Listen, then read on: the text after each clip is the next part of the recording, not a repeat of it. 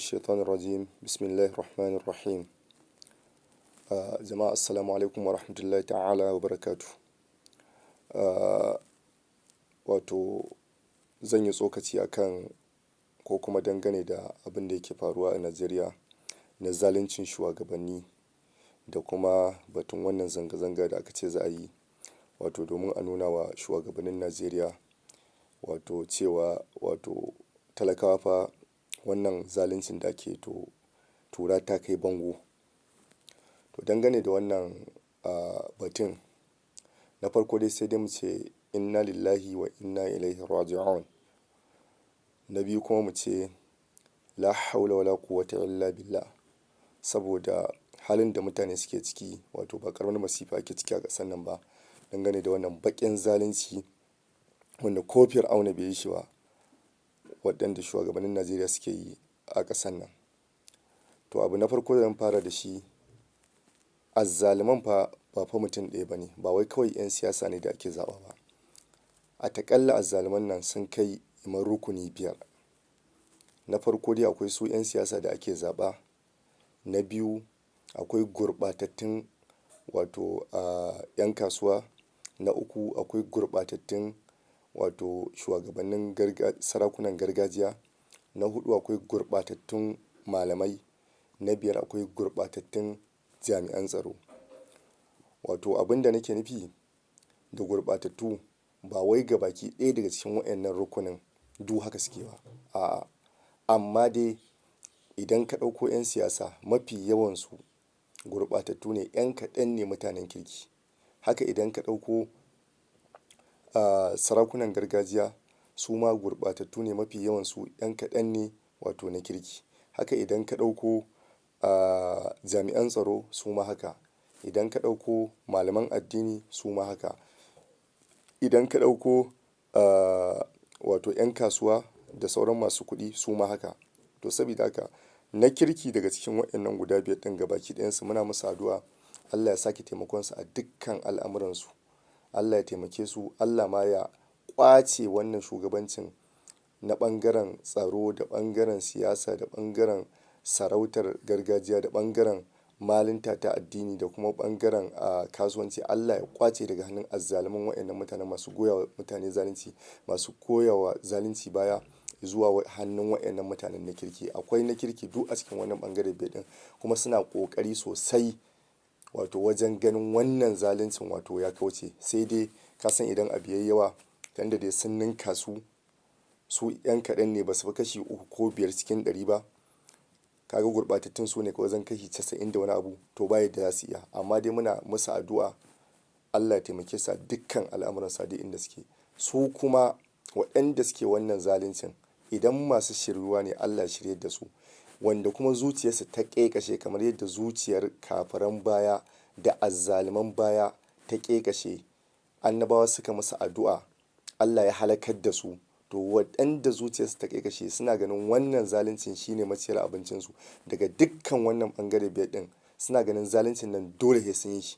To za mu ɗau mataki na mummunar addu'a a kansu, domin irin waɗannan mutanen in dai zuciyarsu ta ƙeƙashe akan zalunci ba a musu addu'ar shirya. Za ka ji wasu malamai daga cikin malamai masu bin gwamnati ko masu son zuciya wai suna cewa wai shugaba wai a mara addu'a, wai shugaba sai dai a mara addu'a. To addu'ar kala nawa ce? Addu'ar kala biyu ce.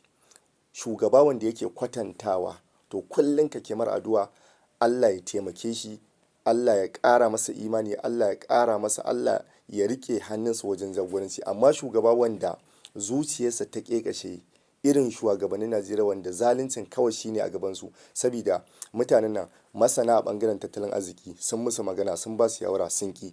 Masana a ɓangaren siyasa haka, masana a ɓangaren tsaro haka, masana wato ɓangaren malaman addini da na musulunci da wanda ba na musulunci ba, malamai na ƙwarai sun musu magana sun ƙi. To wa kake so kuma ya musu magana? Wa kake so ya musu magana? In dai waɗannan mutanen da suka babba su shawara kullum muna musu suma addu'a Allah ka taimake su, Allah ya ƙara musu ilimi, Allah ma ya ƙwace ƙasar nan daga hannun wannan azzalumin, ya bai waɗannan irin masanan nan na ɓangarori da yawa, da ɓangaren addini da ɓangaren tattalin arziki da ɓangaren tsaro da ɓangaren siyasa da sauran ɓangarori. Amma mutanen nan ba irin shawarar da ba a basu ba, musamman ma wannan gwamnatin APC din tun da ya kan Buhari zuwa wannan shugaban na yanzu, tun da ya kan bada zuwa wannan na yanzu, ba irin shawarwarin da ba a basu ba amma sun yi. To saboda haka tsakaninmu da su, tun da zuciyarsu ta bushe, suna ganin in ba su yi zalunci ba, ba abin da su ba za su ma rayu ba. Saboda haka to waɗannan mutanen ya Allah, da tsakaninmu da mu da su sai dai mummunar addu'a. Ya Allah, waɗannan mutanen kamar yadda suka sa mutane a cikin wannan baƙin zalunci, baƙin talauci da kisa da keta mutunci da sauransu, ya Allah, ya Allah, waɗannan mutane ya Allah, Allah ka yi mana maganin su. Allah ka haɗa su da masifar lahira da ta duniya. Allah ka haɗa su da masifar duniya da lahira. Allah ka haɗa su da hatsarin mota. Allah ka haɗa su da hatsarin jirgin sama. Allah ka haɗa su da cutar corona. Allah ka haɗa su da dukkan wani nau'i na bala'i, dukkan wani nau'i na bala'i ya Allah, tun daga nan duniya har zuwa lahira. Ya Allah, Allah ka haɗa su da yi. Kuma ya Allah, kamar yadda annabi Musa yi wa Fir'auna addu'a akan zaluncin da yake, Allah ka sa zuciyarsu ta sake kaikashewa, kar su tuba har sai sun ga azabar ka mai raɗaɗi. Allah ka sa kar su tuba su ci gaba da wannan zaluncin har sai sun ga azabar ka mai raɗaɗi a nan duniya da kuma zuwa lahira. Ya Allah, kamar yadda annabi Musa yi wa Fir'auna addu'a, ya Allah, Allah ka shafe wato dukiyoyinsu. Allah ka shafe dukiyoyinsu. Allah ka shafe zukatansu, kada su ga gaskiya, kada su shiru har sai sun ga azabar ka mai raɗaɗi daga nan duniya zuwa lahira. Allah ka haɗa su da hatsarin jirgin sama. Allah ka haɗa su da hatsarin mota. Allah ka ruguza su ya Allah. Ya Allah, Allah ka ruguza waɗannan mutanen, waɗannan azzaluman ya Allah, tsakaninmu da mu su ya Allah. La haula wala quwwata illa billahi al-aliyyil azim. Ya Allah, ya Allah, ya Allah, Allah ka ruguza waɗannan mutanen. Allah ka ɗauka mana fansa ya Allah. Ba mu da ƙarfi ya Allah. La haula wala quwwata illa billahi al-aliyyil azim. Ba mu da dabara ya Allah.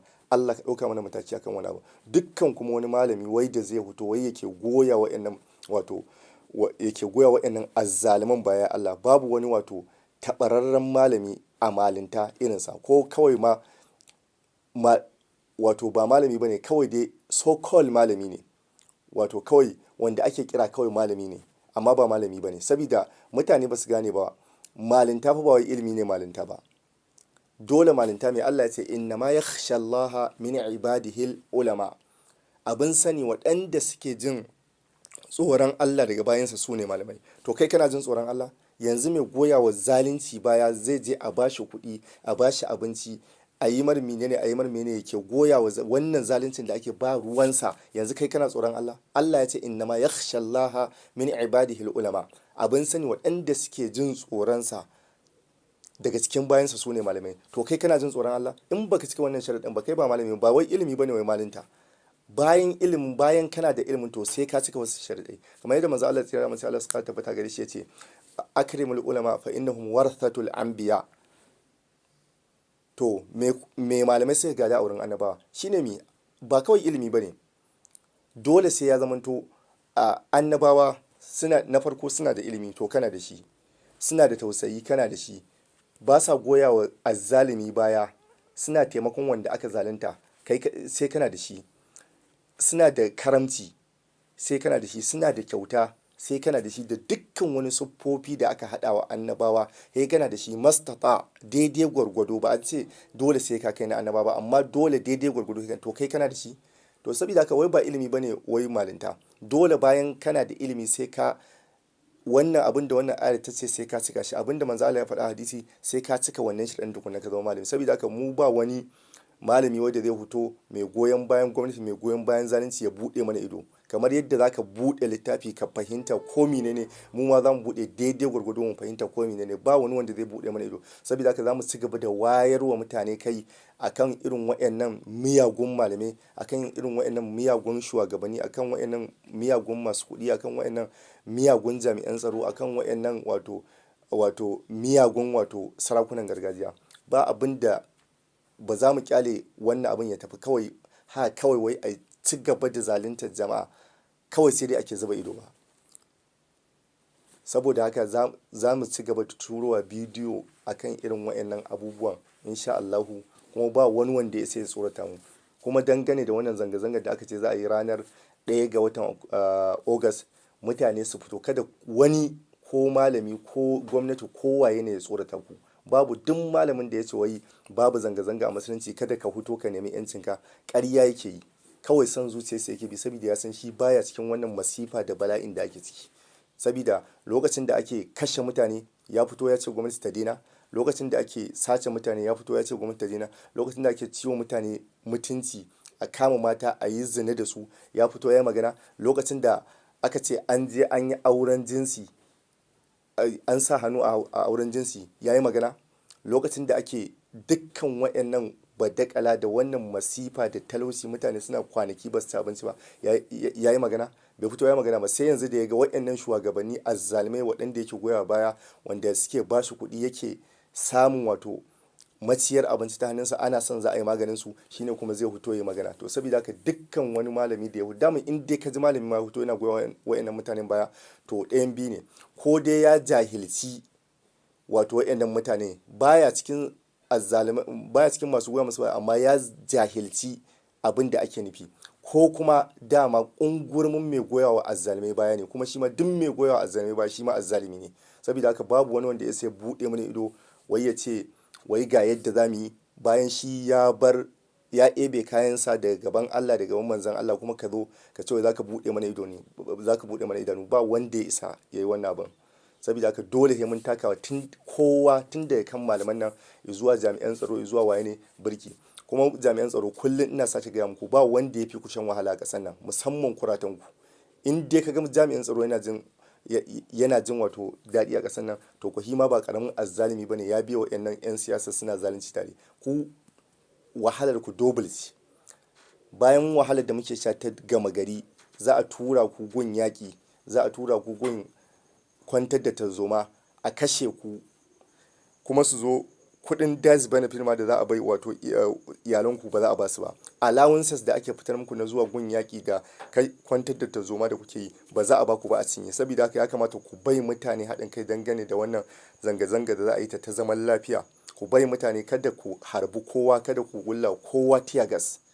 Yauwa, kuma a yi zanga-zanga a cikin limana, cikin zaman lafiya. Mutane kuma a taimaka mutane da abinci, a taimaka mutane da ruwa da sauran abubuwa. Saboda haka wannan zanga-zanga mutane, duk wanda aka kashe masa gwiwa, ma malamai, 'yan goyon bayan gwamnati, 'yan goyon bayan zalunci, 'yan musulun na ƙarya, duk wanda aka kashe masa gwiwa ya tashi, kada ya tsorata.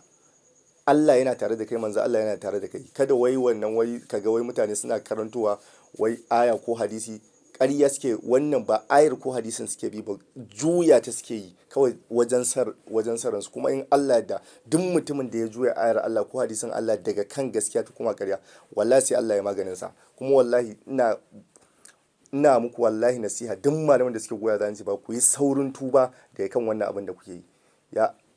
Wato mutane masu kallon mu, muna roƙon ku da kuke danna mana alamar wato tarayya, wato subscription, domin dukkanin wato bidiyon da muke yi yana zuwa muku kai tsaye ba tare da wata tangarɗa ba. Wassalamu alaikum wa